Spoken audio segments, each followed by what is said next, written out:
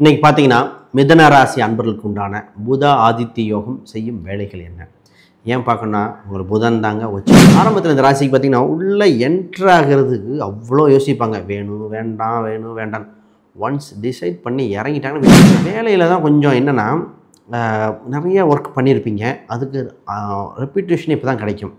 முன்னாடி பண்ண வேலைக்கு எந்த அங்கீகாரமும் இல்லாமல் ரீதியாக ஒரு சில சொல்லுவாங்க. வெளிநாட்டு வரனா, உள்ளூரா, அந்நியத்துலையா, வரன் எங்கேருந்து வரும், எந்த திசையில் வரும், என்ன தொழில் பண்ணுவாங்க, இந்த மாதிரி திருமணம் சம்மந்தப்பட்ட நிறைய பதில் இருக்குது. அதுபடி சர்ச் பண்ண போதும். ஒரு சிலர் பார்த்திங்கன்னா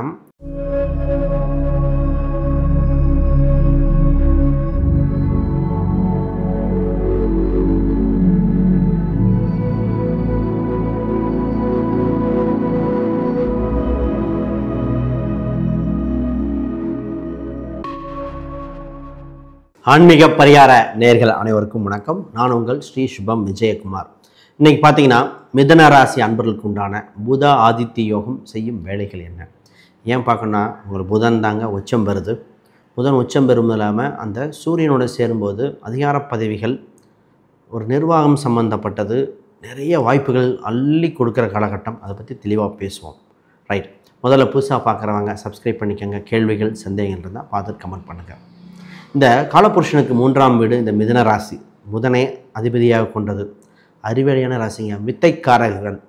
இந்த ராசி பார்த்திங்கன்னா பேச்சாள் வளர்ச்சி. எவ்வளோ பெரிய ஆளாக இருந்தாலும் பேச்சு சம்மந்தப்பட்டது, இவங்களுக்கு மியூசிக் சம்மந்தப்பட்டது, கலை சம்மந்தப்பட்ட உணர்வுகள், அக்கௌண்ட்ஸ்.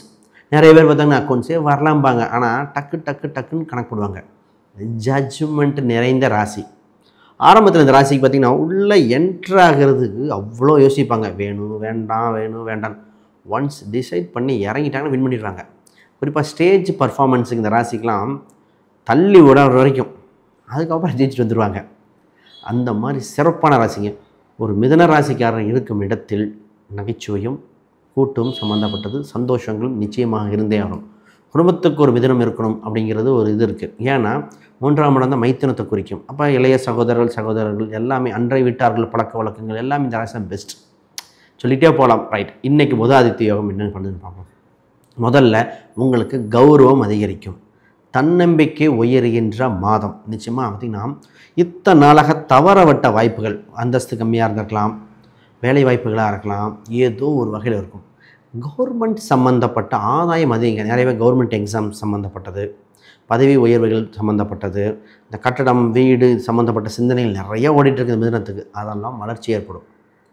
அப்போ ஒன்று இவங்களுக்கு இல்லை உங்கள் குடும்பத்துக்கு ஒரு அரசு வகை உதவி உண்டு.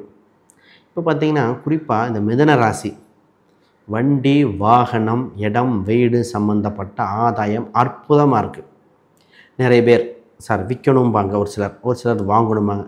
பை அண்ட் செல் ரெண்டுக்குமே பர்ஃபெக்ட் டைம் இது. இந்த நேரத்தில் நீங்கள் செய்யும்போது லாபகரமாக இருக்கும். நான் எவ்வளோ முயற்சி பண்ணாலும் தடங்கள் ஏற்படும் போது நடக்கும். இதில் கவர்மெண்ட் சம்மந்தப்பட்ட டாக்குமெண்ட்ஸில் ஏதாவது நேம் சேஞ்ச் பண்ண வேண்டியது மாதிரி தான் பாருங்கள். ஆதாராக இருக்கலாம், பேனாக இருக்கலாம், ஓட்டர் ஐடியா இருக்கலாம், ரேஷன் கார்டாக இருக்கலாம், ஏதோ ஒன்று சம்திங் சேஞ்ச், அட்ரஸோ ஏதோ ஒன்று சேஞ்ச் பண்ணணும். அது இப்போ ட்ரை பண்ணிச்சுக்கலாம் நடத்துகிறோம். சார் போனோம் சார் இழுத்துட்டு இருந்தாங்க, அந்த மாதிரி ஏதோ ஒரு அஃபிஷியல். இப்போ ஒருத்தர்கிட்ட சொன்னேன், அவங்க யூஎஸ்ல இருக்கார். அவர் நான் சொன்னதுக்கப்புறம் அவர் அந்த விசா சம்மந்தப்பட்டது இருக்குது, பட் பாஸ்போர்ட் ஏதோ ஒரு டேட்டு அந்த கிளாஷ் ஆகுது. அவங்க ஃபேமிலி யாரோ ஒருத்தருக்கு முடிய போகுது. அப்போ அதை டக்குன்னு போய் அப்டேட் பண்ணார்.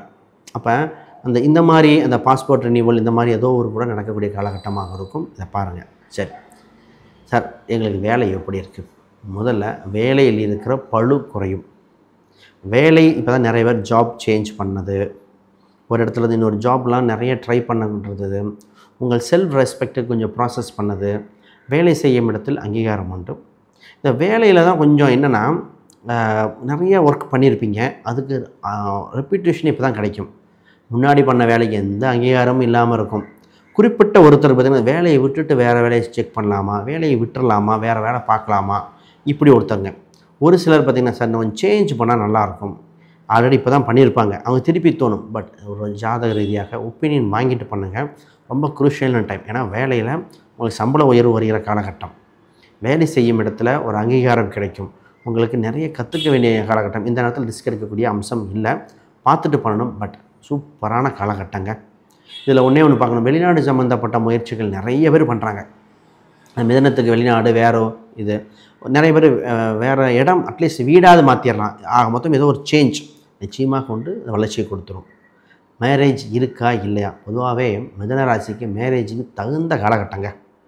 பட் லக்ன ரீதியாக மற்ற அம்சம்னு பார்க்கணும். குரு பலன் 7ஆம் இடத்துல சுபமாக இருக்குது.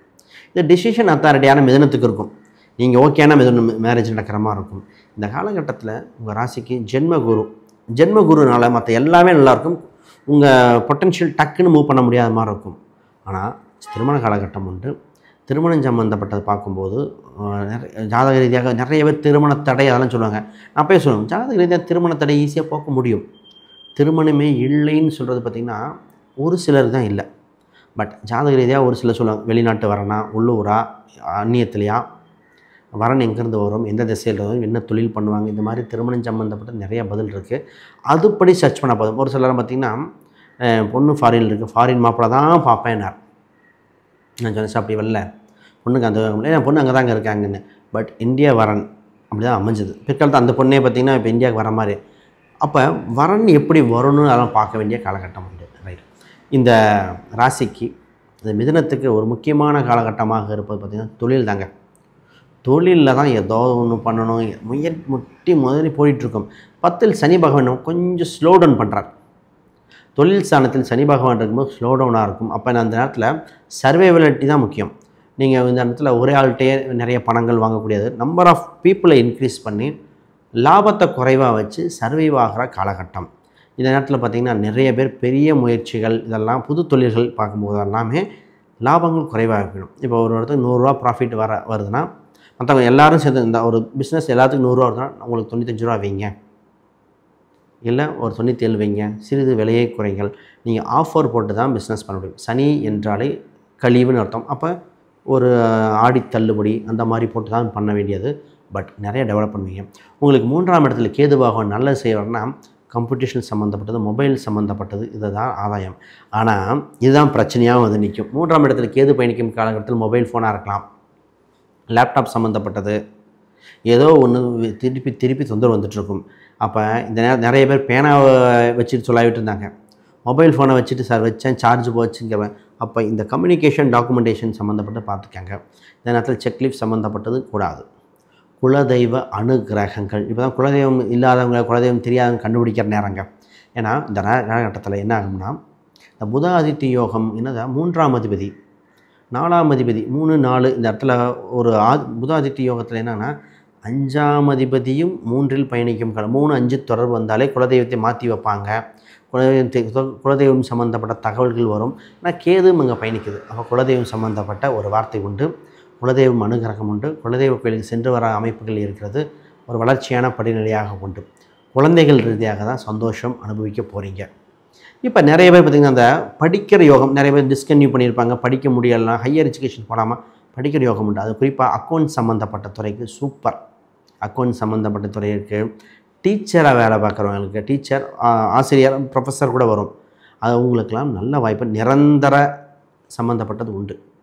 மாணவர்கள் தாங்க, நான் நிறைய மாணவர்கள் சொல்கிறேன்.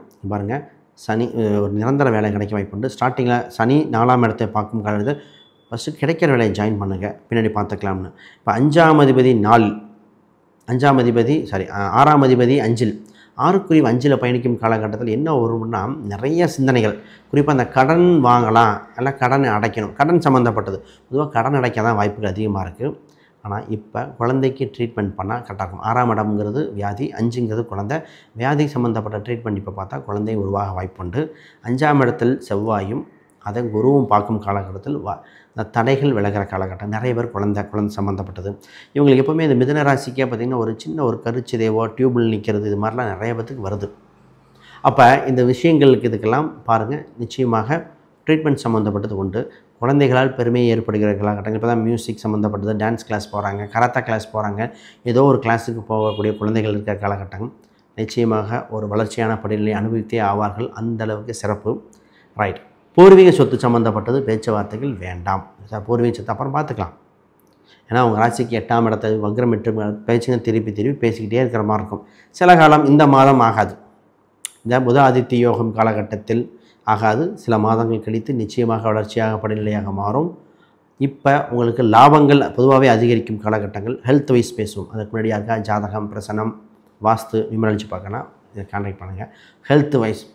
ஹெல்த் வைஸ் நல்லா இருக்குங்க. அதாவது ஹெல்த்தை பற்றி குழப்பமே வேண்டாம். என்ன ஒரு வியாதியாக இருந்தாலும் குணமாகிற காலகட்டங்கள். சரியான மருத்துவர் கிடைப்பாங்க. அந்த ஒரு சில முதல்லாம் பார்த்திங்கன்னா மருந்து கிடைக்கல, டாக்டர் கிடைக்கல, எந்த வியாதி என்ன மெடிசன் பார்த்தா புரியலன்னாங்க. இப்போ தான் கரெக்டான ஒரு பிடிமானம் கிடைக்கும். நிச்சயமாக நல்ல காலம் பிறந்தாச்சு. வாழ்த்துக்கள். அனைவருக்கும் வணக்கம்.